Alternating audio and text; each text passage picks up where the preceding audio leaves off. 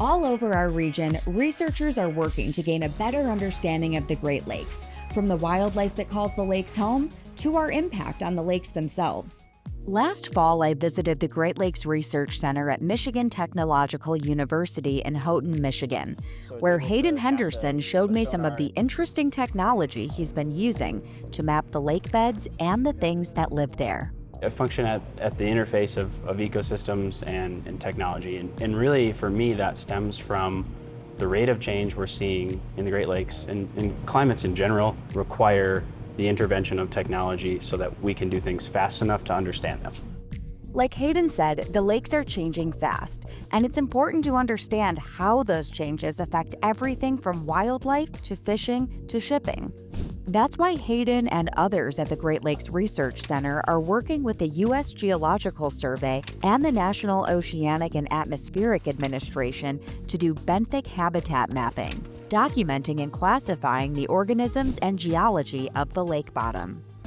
The goal is to create a new map that's less about navigation and more about providing detailed data to fishery managers, hatchery managers, and those tracking the spread of invasive species.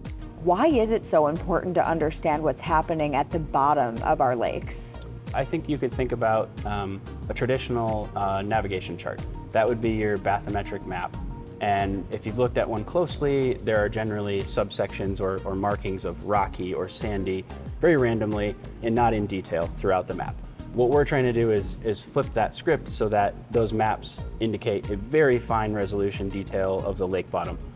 That may not be important to the navigation, but that is critically important to ecosystem managers as they think about what habitat exists below the surface of the water.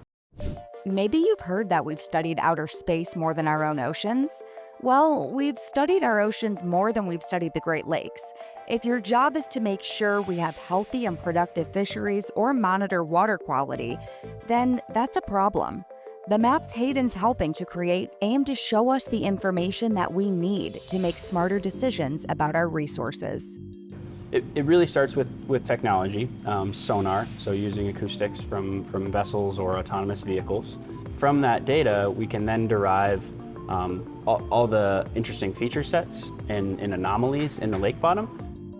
Some data comes from the Ivor 3 autonomous vehicle, which sends acoustic waves left and right as it moves forward. The result is a sonar image that provides the researchers with a view of the lake bed and its features. Sonar is used for a variety of purposes by researchers throughout the Great Lakes. The Wisconsin Shipwreck coast in Lake Michigan had their whole sanctuary imaged with sonar. And so all of those wrecks, hundreds, are insonified or sonar images of those features. And so we're able to go investigate them and everything in between. Shipwrecks are fascinating attractions for divers and historians, but managers and researchers are often interested in environmental threats, toxic substances, or invasive species. For this benthic habitat mapping project, Hayden uses sonar to capture the lake bed shape and identify any formations that they'd want to investigate further. Once the sonar images are analyzed, they'll get a closer look at interesting features, often with a remotely operated vehicle, or ROV. It's like an underwater drone with optical cameras, so the researchers can capture images and video of the lake bottom and the organisms that live there. So here we have a remotely operated vehicle with the umbilical, or the tether it's called, and we have our video feed live right here. The newer versions of these even use an Xbox controller, and that's just cool and fun. We have interns from the university that are able to step in and, maybe they're not playing Xbox anymore, they're driving a research vehicle. One of the beauties of creating these maps is that they're not only useful today, but in 10 years or 20 years when we have a new invasive species introduction, or maybe we have a waning of an existing invasive species and we need to know what that's now going to mean to this ecosystem, this food web that's been modified over time. The data and images that the researchers collect live in a map that gives users a glimpse into what's happening at the bottom of the lakes. So this is the Coastal Ocean Science NCOS. This is their biomapper. So this is one of the eventual products of this work, where you will be able to access this URL.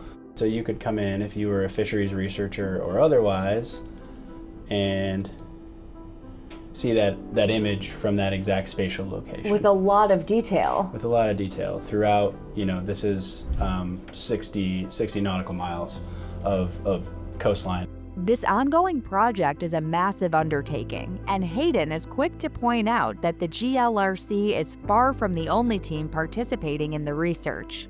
We have partners all over the Great Lakes and in the country that are contributing to this.